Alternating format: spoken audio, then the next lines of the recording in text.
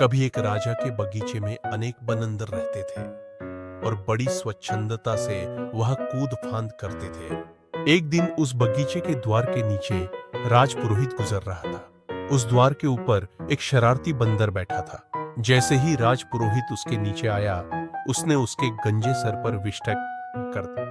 अचंभित हो पुरोहित ने चारों तरफ देखा, फिर खुले मुख से उसने ऊपर को देखा। बंदर ने तब उसके खुले मुख में ही मलोत्सर्ग कर दिया। क्रुद्ध पुरोहित ने जब उन्हें सबक सिखलाने की बात कही, तो वहां बैठे सभी बंदरों ने दांत किटकिटाकर उसका और भी मखौल उड़ाया।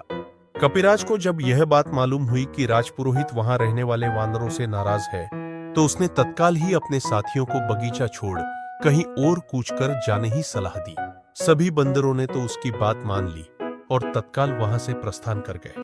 मगर एक दंभी मरकट और उसके 5 मित्रों ने कपिराज की सलाह को नहीं माना और वहीं रहते रहे। कुछ ही दिनों के बाद राजा की एक दासी ने प्रासाद के रसोई घर के बाहर गीले चावल को सूखने के लिए डाले। एक भेड़ की उस पर नजर पड़ी और वह चावल खाने को लपका। दासी ने जब भेड़ को चावल खाते देखा, तो उसने अंगीठी से निकाल एक लकड़ी से भेड़ को मारा, जिससे भेड़ के रोम जलने लगे।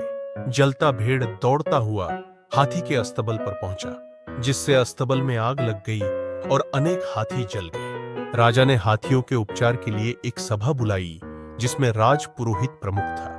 पुरोहित ने राजा को बताया कि बंदरों की चर्बी हाथियों के घाव के लिए कारगर मलहम है। फिर क्या था?